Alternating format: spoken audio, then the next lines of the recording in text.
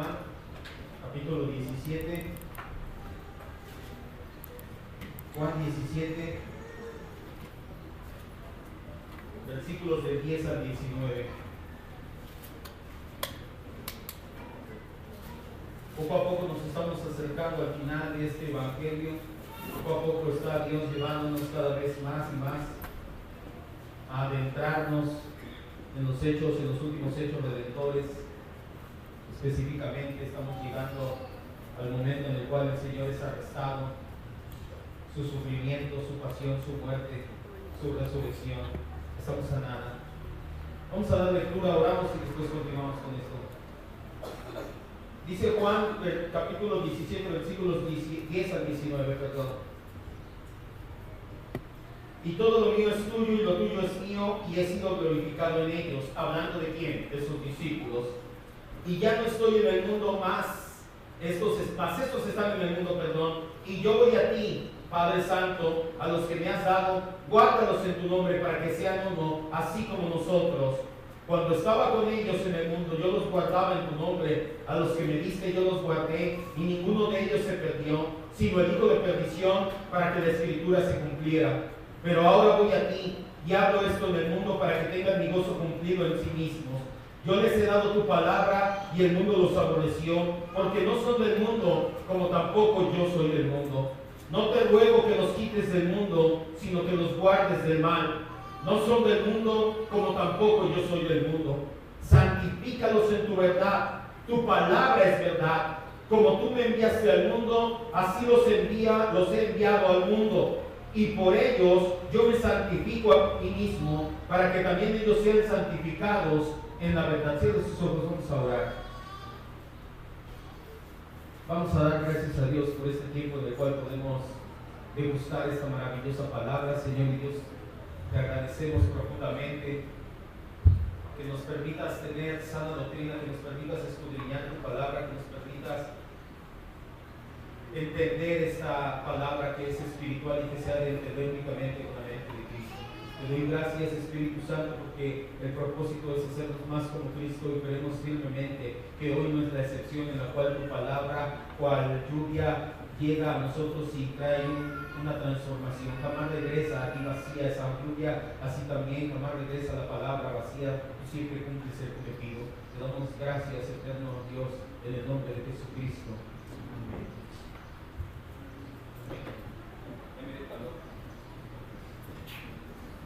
No tengo idea cómo hace el calor aquí arriba.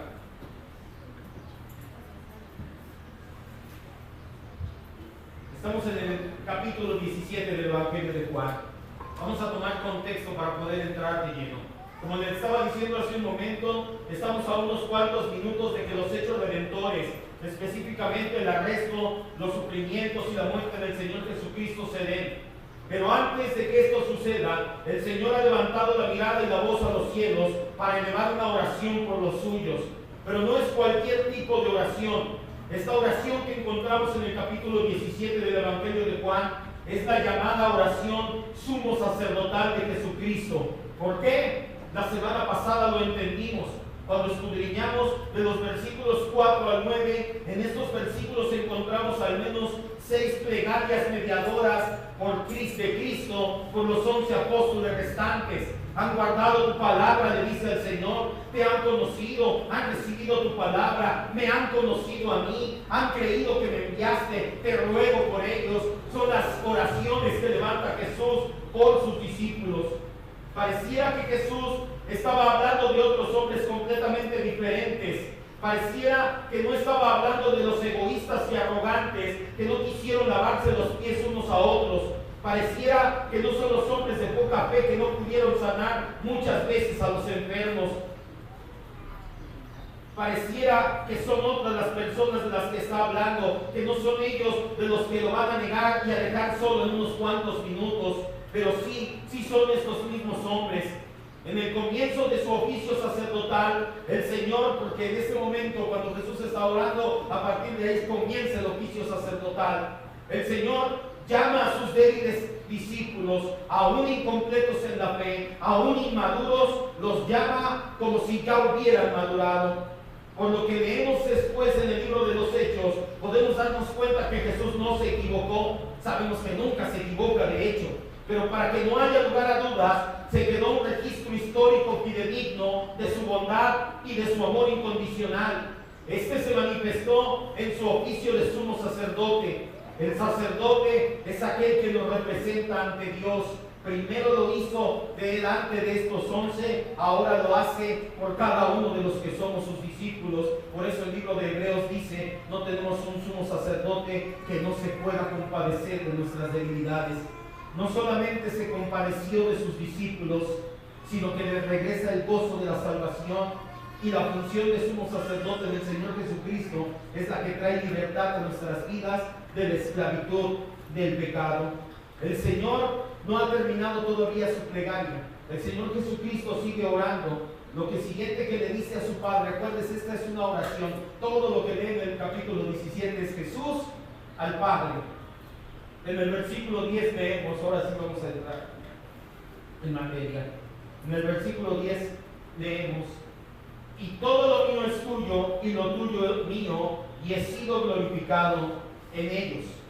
En la súplica, el Señor pide por sus discípulos, y Él alega que no solamente le pertenecen a Él, que estos 11 en primer lugar, pero también extensivamente a todos los discípulos de todos los tiempos, también le pertenecen al Padre. Esto se conoce en la teología como la doble propiedad. Los cristianos somos de una doble propiedad. Vaya, tenemos dos dueños y señores de nuestra vida.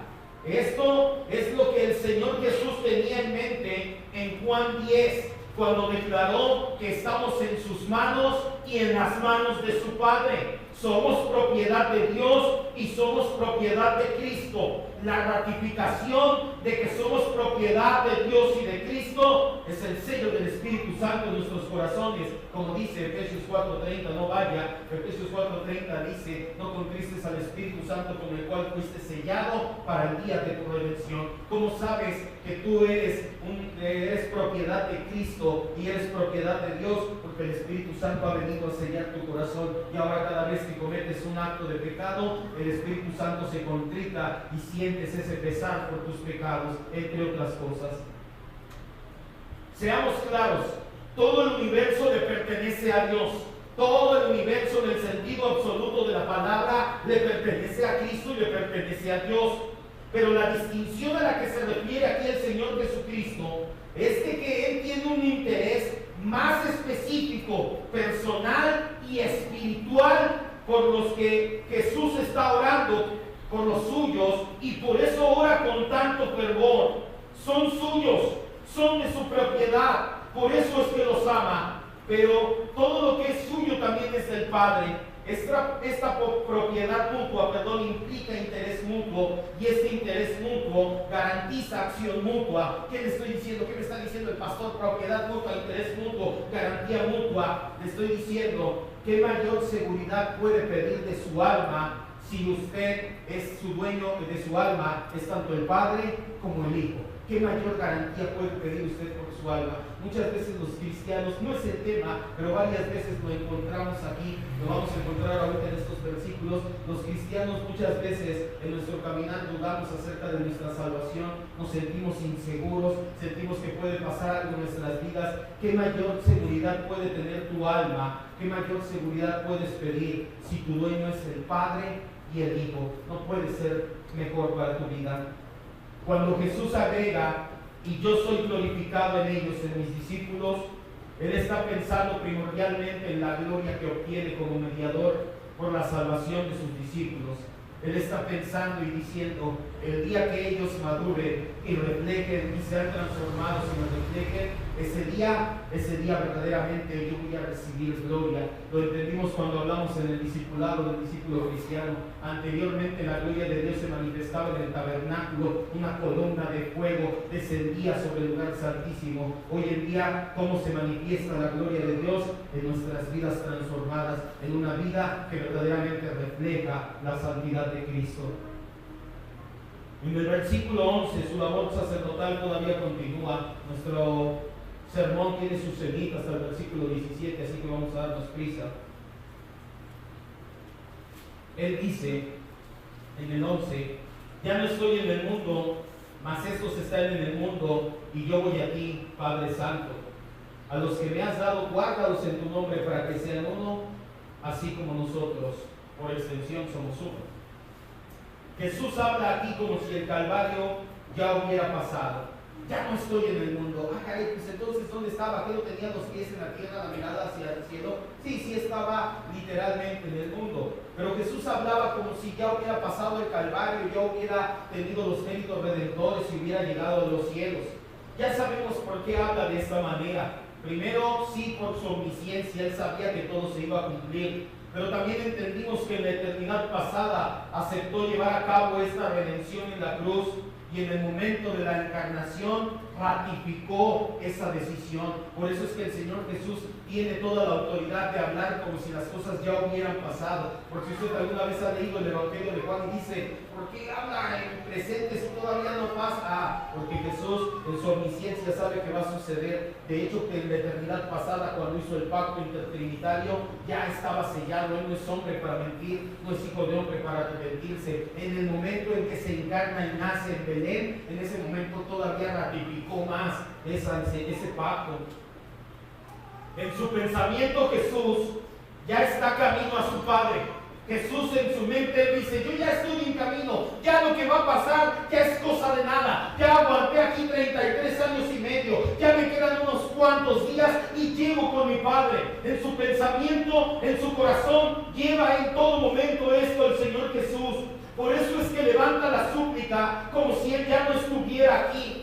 Se nota y mucho su gran amor y preocupación por sus discípulos. Sabe que este mundo es malvado. Así que obviamente cuando dice ya no estoy en el mundo, se refiere a la sociedad separada de Dios. El Señor Jesús entiende y dice, ya no estoy en el mundo. Esta sociedad separada de la voluntad de Dios es malvada y estoy dejando aquí a mis discípulos. Por eso es que es una oración intercesora. Él sabe que ya no está, sabe que el mundo es malvado y dice, pero aquí estoy dejando a los que amo. Aquí estoy dejando a aquellas personas que más he amado. Por eso sigue con naturalidad intercediendo por los suyos. La oración del Señor Jesús es que el Padre, en el poder de su nombre, guarde a los discípulos del mundo, del maligno.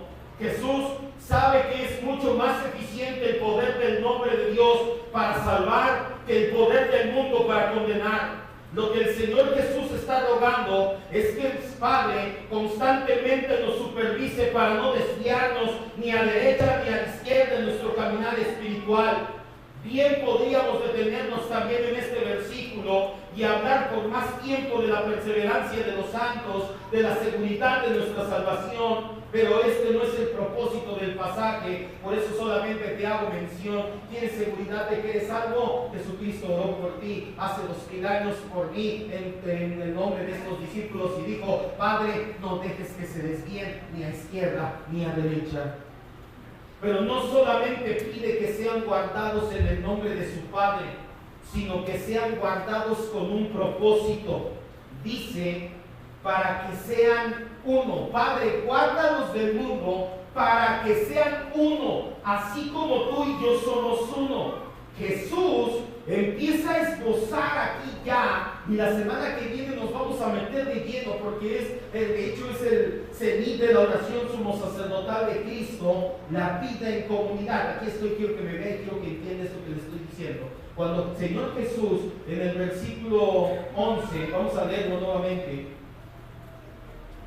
Cuando el Señor Jesús en el versículo 11 dice, ya no estoy en el mundo, habla como si ya no estuviera aquí, sabe que ya va con el Padre, mas estos están en el mundo y yo me voy a ti, estoy preocupado por ellos, Señor. Padre Santo, los que me has dado, guárdalos, estoy preocupado porque ya no voy a estar con ellos. Guárdalos en tu nombre. Yo sé que tu nombre tiene más poder que el maligno para guardarlos, pero guárdalos con un propósito. ¿Qué propósito es ese? Dice, para que sean ¿qué? Como nosotros somos uno. El Señor Jesús empieza a esbozar aquí la vida en comunidad como señal de pertenencia a su cuerpo. En otras palabras, si Dios te está guardando de no desviarte de tu camino espiritual, ¿sabes cómo te vas a dar cuenta? Y lo vamos a adentrar en la semana que viene. te vas a dar cuenta porque lo reflejas siendo miembro de una iglesia local. Ese es uno de los temas que más importan en esta oración suma sacerdotal. Lo vamos a ver la semana entrante. Versículo 12. Solamente quiero que como ya tocamos este versículo, que lo guardes y la semana que viene te lo voy a recordar. ¿Cómo puedo saber que Dios me está cuidando de no desviarme en mi caminar espiritual? Porque eres uno con tus hermanos, así como el Padre y Cristo son uno. ¿Cómo que soy uno? Sí, eres miembro de una iglesia local. Versículo 12. Cuando estaba con ellos en el mundo, Jesús hablando con Dios, yo los guardaba en tu nombre. A los que me diste, yo los guardé. Y ninguno de ellos se perdió, sino el hijo de perdición, para que se cumpliera la escritura. Jesús está diciéndole a su Padre que durante todo su ministerio, por medio de sus enseñanzas y milagros, había cumplido su tarea como buen pastor de las ovejas. Por eso, Él mismo las había guardado día tras día, presentándolas constantemente y enseñándoles lo que había escuchado de su Padre. Cuando Jesús dice, ninguno de ellos se perdió, sino el hijo de perdición, no quiere sugerir, hay personas que sugieren, mira, Jesús fracasó, aquí está diciendo, fracasé, se me perdió uno. No quiere sugerir eso de ningún modo. Él está hablando del caso de Judas, pero no está hablando de que fracasó en su desempeño de guardar el alma de Judas. Por el contrario, la intención del Señor Jesús aquí es resaltar que Él tiene control total sobre cada uno de los hechos redentores. Aunque su soberanía no se limita nada más a los hechos redentores, R.C. Sproul decía, un átomo en el universo no anda libre sin que la soberanía de Dios tenga control sobre ese átomo. Pero el Señor Jesucristo, cuando dice, solamente se perdió uno para que la escritura se cumpliera, está diciendo, aún la vida de Judas que me traicionó, aún la vida de Judas que se va a perder, ya estaba controlado y predestinado por Dios. El Señor quiere hacer notar claramente que aún la traición de Judas, aún su perdición, dice la Biblia que él se colgó de un árbol, y en el libro de Hechos nos complementa, no son pasajes contrarios, lo vamos a ver después en bibliología, que después de colgarse de un árbol se reventó las entrañas y cayeron hacia el suelo sus entrañas. Él se perdió por completo. El Señor Jesús quiere hacer notar que la traición de Judas y su perdición estaba no solamente ponderada, sino planeada para que la redención pudiera ser efectuada. Como ya lo dijimos, la cruz es la más grande muestra de la victoria de Cristo. El Papa Francisco I dijo que Jesús fracasó en la cruz. Eso es una mentira. La cruz es la máxima victoria de nuestro Señor Jesucristo. Él planeó la cruz, todo lo que se dio, la traición de Judas, los fariseos, la época en que llegó, los 400 años de silencio, la opresión de los romanos, todo se dio, lo vamos a ver más adelante. ¿Por qué lo crucificaron si la muerte que daban los judíos era por apedreamiento? Porque los romanos eran los que gestionaban a los judíos y los romanos mataban únicamente por medio de una cruz. Todo lo que se dio en los hechos redentivos estaba controlado por Dios y ha sido la más grande victoria en la historia de la humanidad. El hijo de perdición es una expresión semítica, es una expresión que utilizan los hebreos. La encontramos en pasajes también en la Biblia como Mateo 23:15 y segunda de Tesalonicenses 2:3. Esta expresión hijo de perdición se refiere cuando se habla de alguien totalmente perdido, de alguien que ya estaba escrito que se iba a perder. Cuando la Biblia tú lees, es que es un hijo de perdición, te está diciendo, nació para eso, nació para perderse, ya nació para estar totalmente perdido en su camino espiritual.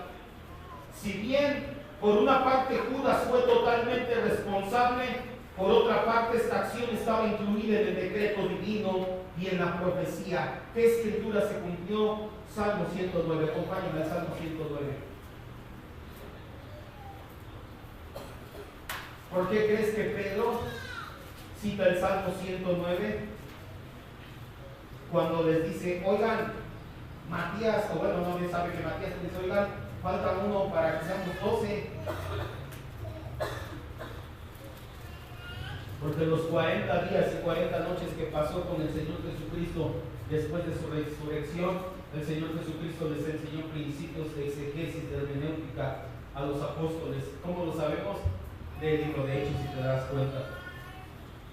Salmo 109 del 6 al 19 es la profecía mesiánica acerca de Judas. Esta profecía que vamos a leer, o este pasaje que vamos a leer, es una profecía acerca del hijo de perdición que es Judas. Pon sobre él al impío y Satanás esté a su diestra. Cuando fuere juzgado salga culpable y su oración sea para pecado. Sean sus días pocos. ¿Qué dice ahí? ¿Sí han leído esa parte del libro de Hechos?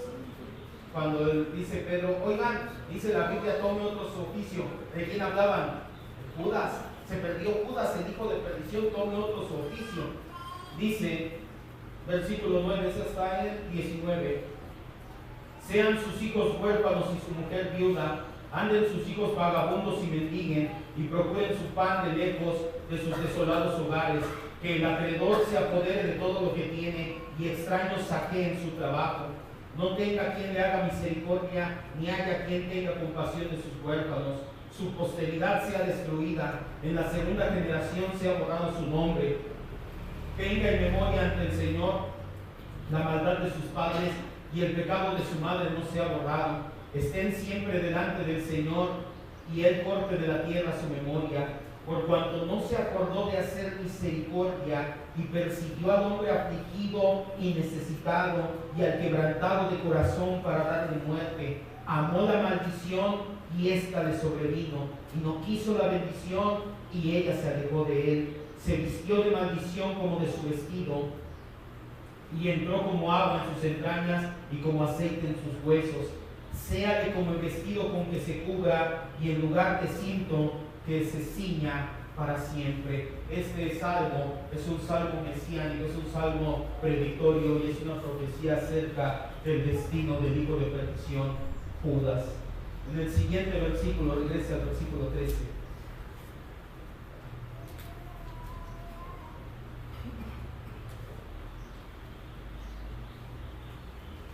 Vamos poco a poco llegando al cenit de esta enseñanza ya. Pero ahora voy a ti y hablo esto en el mundo para que tengan mi gozo cumplido en sí mismos. Jesús está consciente del hecho de que ha llegado la hora de separarse de esta tierra e ir con el Padre. No podemos dejar de resaltar el hecho de que el Señor Jesús, se lo dije hace un momento, se lo dije la semana pasada, en todo momento, yo creo que desde los 33 años y medio que estuvo aquí en la tierra, pero más en este momento de su oración sumo sacerdotal, el Señor Jesús no salía de su mente: ya voy a estar otra vez en gloria, ya voy a estar otra vez con mi Padre, ya voy a estar otra vez en mi trono, ya voy a estar otra vez a un lado de mi Padre por la eternidad nuevamente. Nunca salió de su mente, y sobre todo en estos momentos. Ya le faltaba muy poco para retomar su lugar de gloria al lado de su Padre, gloria que tuvo desde antes de encarnarse. Hay que mencionarlo, ¿por qué? Porque el Señor dice: para que tengan mi gozo en sí mismos. ¿Qué gozo? Este gozo, el gozo de retomar su gloria a todo verdadero hijo de Dios, lo llena de gozo y de satisfacción saber que nuestro Señor Jesucristo terminó su estado de humillación, y a partir de que Él resucitó y está en los cielos y por toda la eternidad, no volverá a humillarse jamás. Estará en un estado constante de exaltación, y el día que tú y ya vayamos a los cielos, nos vamos a arrodillar delante de Él y lo vamos a exaltar por los siglos de los siglos, y nunca nada nos estorbará. Y le va a aplaudir la palabra de Dios, no le aplauda, no pasa nada. Ese es el gozo con el que se refiere el Señor Jesucristo. Quiero que tengan mi gozo cumplido, que tengas el gozo de saber que tu Cristo no está en una tumba, no está en una cruz. Tu Cristo está en un trono sentado al Padre de los cielos, recibiendo gloria. En el versículo 14 dice: yo les he dado tu palabra, y el mundo los aborreció porque no son del mundo, como tampoco yo soy del mundo. El Señor Jesús en persona afirma haberles dado a sus discípulos un regalo que sobrepasa todo regalo: su palabra, la palabra misma del Padre. ¿Cuál es esa palabra? El mensaje. ¿Qué mensaje trajo Jesucristo Jesucristo puedes reconciliarte con Dios. A eso vine. Ese es el mensaje de Jesucristo como profeta. Hay reconciliación con Dios. No puedes hacerla tú, pero la voy a hacer yo, dice Jesucristo. Ese mensaje causa dos situaciones o dos reacciones. El mensaje de la cruz causa gozo en los discípulos, pero en el mundo causa aborrecimiento. Por eso es que dice, el mundo los aborreció, porque están guardando tu palabra. No nos vamos a detener en la segunda afirmación cuando dice, no son del mundo, yo tampoco soy del mundo, porque quiero llegar ya al cenit de nuestra enseñanza del día de hoy. Solamente quiero recordarle o que recuerde lo que hemos visto en el discipulado de cosmovisión. Ahí estamos hablando de la cosmovisión pagana, del unismo, del gnosticismo, de la cosmovisión cristiana. Si quiere aprender más acerca de los que están en el mundo, los que estamos en Cristo, venga en las mañanas y aprenda con nosotros. Versículo 15 dice, no ruego que los quites del mundo, sino que los guardes del maligno. Pareciera que la súplica lógica, quiero que levante su mirada y me vea. El Señor Jesús sabe que ya no va a estar. El Señor Jesús sabe que el mundo los va a aborrecer. El Señor Jesús sabe que en el mundo está el maligno y que les va a ir mal. ¿Cuál sería la súplica más lógica que nosotros haríamos?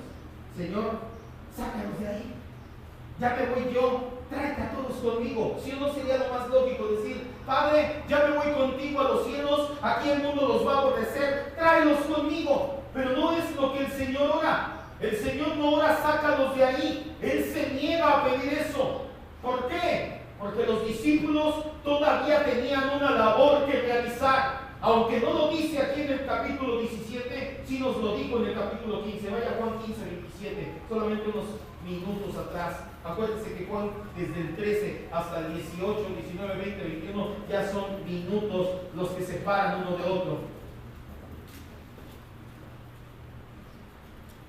Juan 15, 27.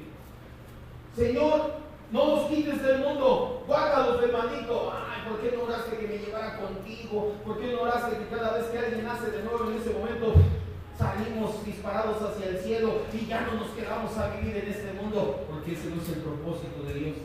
Ese no es el propósito de Cristo. Todavía tenemos una misión aquí. ¿Cuál es la misión? En el 17 no viene, pero en el 15, 27 sí nos la dice. Y ustedes, ¿qué dice? Darán testimonio también. ¿También como quién? También como Cristo. También porque han estado conmigo desde el principio. Lo que el Señor Jesucristo, Él no ruega porque nos quiten del mundo. Él sabe que tienen una misión, sus 11 apóstoles y nosotros en la actualidad. Pero Él sí ruega porque los discípulos seamos guardados del maligno. Aunque muchas veces leemos la traducción del mal, también la palabra maligno puede aplicarse, es admisible cualquiera de las dos traducciones. Si tú lo lees, guárdanos del maligno o guárdalos del mal, está bien cualquiera de las dos, ambas son admisibles. ¿Por qué prefiero el hablar acerca del maligno? Por tres razones. La primera, en repetidas ocasiones en esa noche, Jesús había estado hablando de la oposición de Satanás, del príncipe de este mundo lo llamó, dijo que sería expulsado, dijo que había entrado en Judas, dijo que estaba en camino, que estaba siendo ya juzgado. Judas cayó presa del maligno. ¿Por qué resulta poco razonable entonces suponer que Jesús rogara que los guardara de ese maligno? En segundo lugar, 1 de Juan 5, 18, acompáñenme ahí. Porque este pasaje es un pasaje que hace armonía. Lea las cartas de Juan, después de escuchar las predicaciones, ahorita que estamos escuchando el Evangelio de Juan, lea las cartas de Juan, hasta las de Pedro, y se va a dar cuenta y va a decir, por eso escribió esto. Porque cuando estuvo con Jesús, Jesús les dijo esto y esto. Y sí, por eso fue. Se va a dar cuenta y va a decir, en la predicación entendimos que cuando Jesús y Juan estuvo ahí, lo recopiló y después, pues sí, realmente así fue. Léalas, le invito a que lea toda la Biblia, pero lea las cartas de Juan, 1 de Juan 5, 18. Es un pasaje que hace armonía, no es un pasaje para leerlo históricamente hablando, pero pero es un pasaje que armoniza con lo que está hablando Jesús en Juan 17:15. Y primera de Juan 5:18 y 19 dice: sabemos que todo aquel que ha nacido de Dios no practica el pecado, pues aquel que fue engendrado por Dios le guarda, y el maligno, ¿qué dice? No le toca. ¿Por qué dice esto Juan? Porque Juan escuchó orar a Jesús hace 40 o 50 años y escuchó y dijo: Padre, guárdalos del maligno. Por eso es que preferimos la traducción el maligno. Versículo 19 todavía dice: sabemos que somos hijos de Dios y el mundo entero está bajo ¿quién? Bajo el maligno. Y tercer motivo por el cual preferimos la traducción maligno: es casi imposible suponer a Jesús hablando de que se guardara a los suyos sin que tuviera en mente la alegoría del buen pastor que entendimos en Juan 10. En el Juan 10:29 Jesús habla acerca del ladrón y salteador, y en todo momento tiene en mente al enemigo, que es quien viene y hace estas acciones. Por eso es que preferimos en Juan 17, regrese yo a Juan 17:15: no te ruego que los quites del mundo, sino que los guardes de que el diablo te zarandee. Permítanme. Nuevamente, si quisiéramos llevar esta enseñanza a exaltar la doctrina de la preservación de los santos, este pasaje nos ayudaría muchísimo. No solamente Satanás no puede hacer nada que Dios no le permita hacer, eso ya lo hemos entendido, sino que estamos guardados de sus ataques y misericordias por una oración que se levantó hace 2000 años, una oración eterna, la oración sumo sacerdotal. En el siguiente versículo 16, leemos: no son del mundo, como tampoco yo soy del mundo. Repite Jesús aquí el pensamiento del versículo 14, el final del versículo 14, cuando dije estudie cosmovisión. La diferencia es que ahora ya no es una frase dependiente. Cuando Jesús la dijo en el 14, dependía de lo que había dicho anteriormente. Aquí no, aquí Jesús lo habla como algo independiente totalmente. La traducción literal de este pasaje es: del mundo no son, como yo no soy del mundo. ¿Por qué la prefiero traducir así? Se la digo así porque toda la expresión el énfasis en esta expresión de Jesús descansa en la palabra mundo. Del mundo no son, como yo no soy del mundo, es lo que dice Jesús. Si conectamos esta expresión así con todo lo que está sucediendo en esos momentos, podemos entender el ruego de Jesús como sigue: Padre, concede que estos discípulos no entren en el territorio de Satanás, porque no pertenecen en ningún modo a ese territorio. Son tuyos y son míos. Ellos no pertenecen a este mundo perverso. Versículos 17, 18 y 19. Todo eso ténganlo en mente porque lo vamos a coronar aquí. Versículos 17, 18 y 19. Aquí termina nuestra enseñanza y aquí nos metemos en materia bien. Padre, no dice Padre, pero vaya, aquí le está orando Jesús al Padre. Padre, santifícalos en tu verdad, tu palabra es verdad. Como tú me enviaste al mundo, así yo los he enviado al mundo. Y por ellos yo me santifico a mí mismo, para que también ellos sean santificados en la verdad. Jesús ahora presenta la contraparte positiva de su oración. En todo su ruego anterior era Jesús, guárdalos del mal, el mundo está en maligno. Señor, era la parte, por así decirlo, negativa de la oración. Ahora Jesús presenta la contraparte positiva. Es como si el Señor dijera: no solo guárdalos, también conságralos en la verdad. Apártalos y hazlos uno y confírmalos en la verdad. En el original, tanto el adjetivo santo como el verbo santificar vienen de la misma raíz griega. Por eso, cuando tú combinas estas dos ideas, tú puedes decir o entender que Jesús estaba diciendo: Padre Santo, santifícalos en la verdad. Jesús hace una mención muy importante, y esto lo vas a entender por qué lo dice. Él dice que los envía al mundo así como Él fue enviado al mundo, y está declarando la misión de Cristo. Cristo vino al mundo a hacer luz, y esa es exactamente la misma misión que cumplimos los elegidos cuando llevamos una vida consagrada para Dios. Dice Jesús en Mateo, nos volvemos una luz asentada sobre un monte.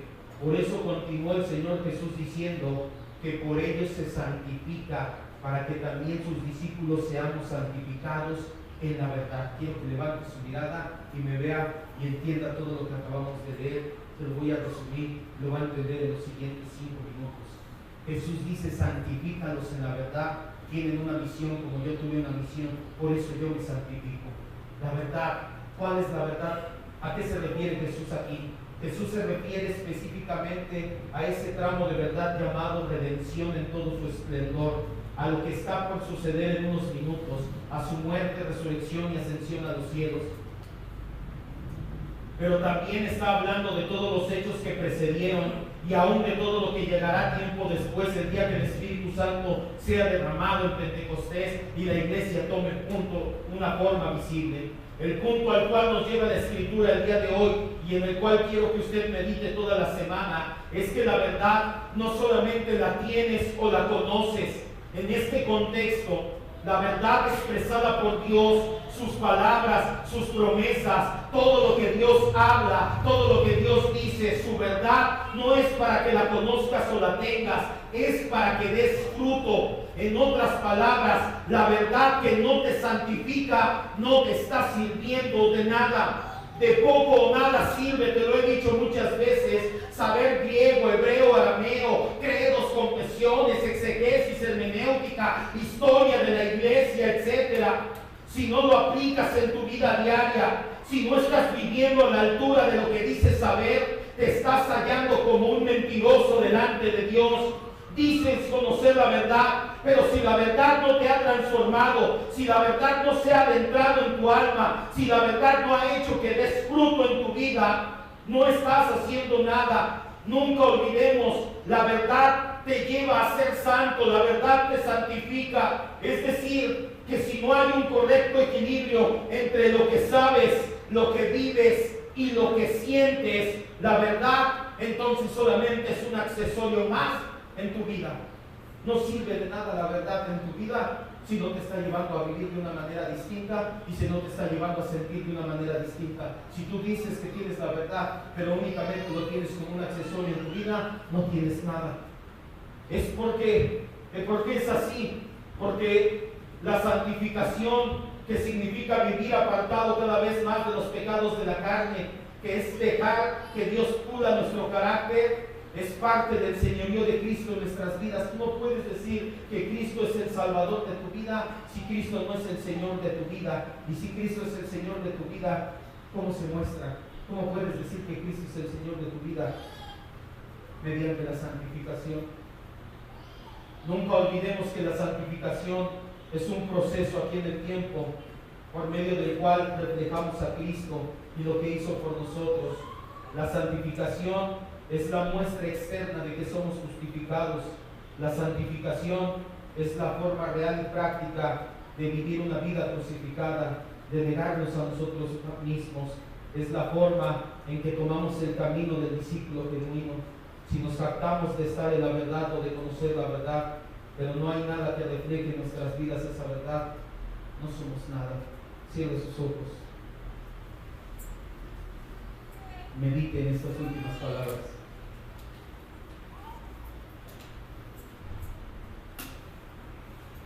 En estos versículos del 10 al 19, Jesús va poniendo toda una plataforma sobre la cual mostrar esa enseñanza.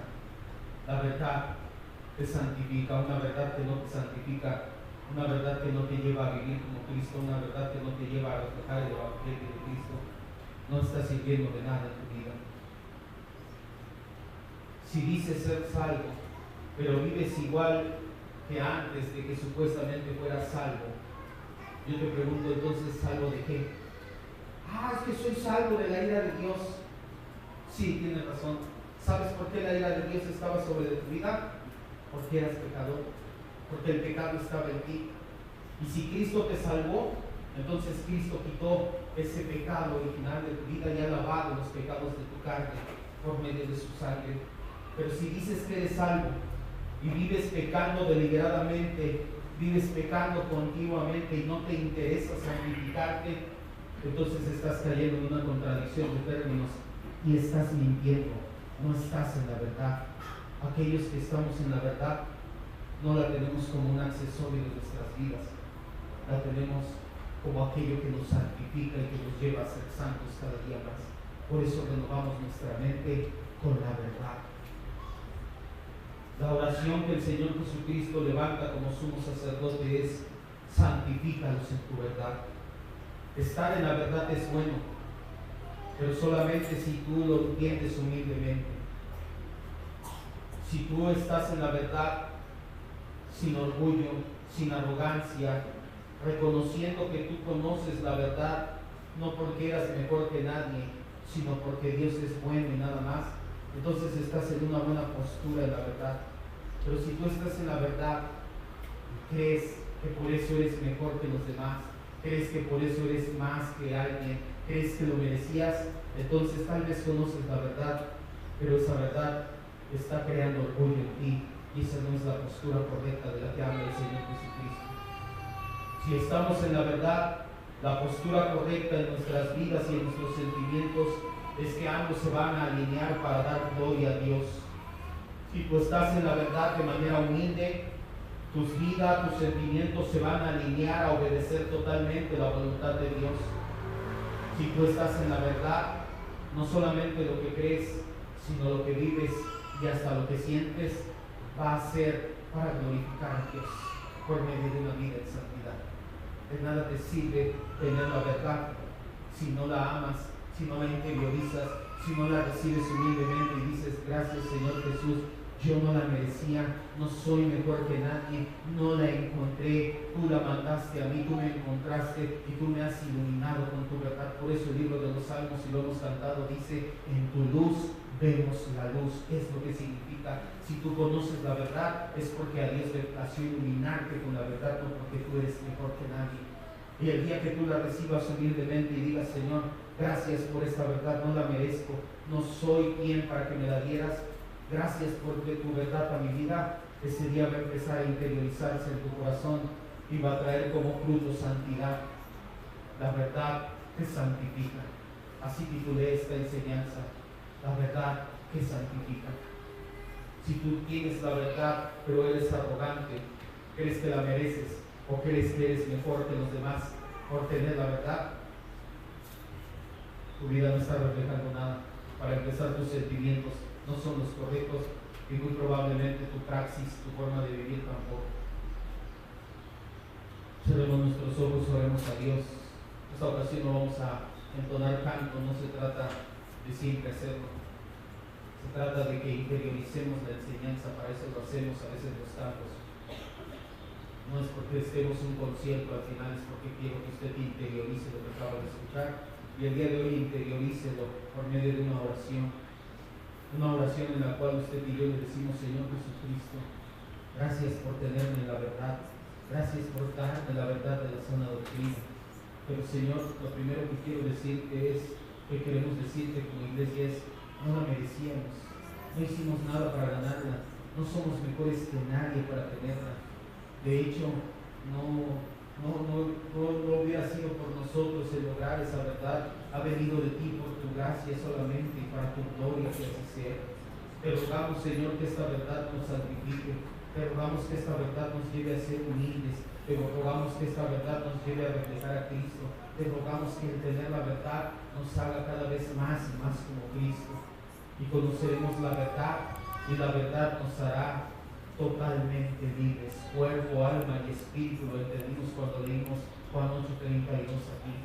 Ontológicamente libres, todo tu ser, cuerpo, alma y espíritu es libre por medio solamente de la verdad, pero una verdad, o la verdad mejor dicho, que recibes con humildad. Si tú no recibes con humildad la verdad, reconociendo que no la merecías, nunca va a hacer ningún cambio en tu vida. Por eso te exhorto, amado hermano, a partir del día de hoy, Ora a Dios todos los días y dile: Señor, gracias por darme sana doctrina, gracias por darme una iglesia de sana doctrina, gracias por darme tu verdad, gracias, Señor, porque no merecía yo nada de esto y aún así tú me lo has dado. Gracias, Dios.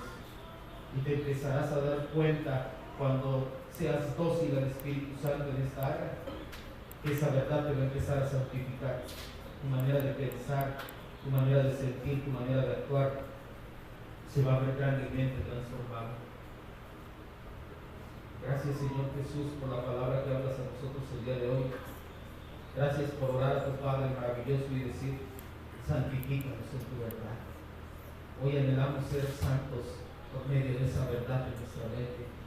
Hoy, Señor, reconocemos una vez más y lo reconoceremos siempre: no merecíamos esa verdad, no la ganamos, no somos mejores que nadie, no fue porque nuestro intelecto es superior. No permitas que nos vuelva orgullosos, todo lo contrario, que cada día las doctrinas que aprendemos, doctrina sana, nos lleve a reconocer más y más el señorío de Cristo y a negarnos cada día más y más a nosotros mismos. Tu verdad en nuestras vidas es una verdad que santifica. Que nos llevemos eso y lo estemos meditando todas las semanas en oración, Señor. La verdad de Cristo es la verdad que santifica. La verdad de Dios no la merecía, la he recibido, se nota porque mi vida está siendo cambiada.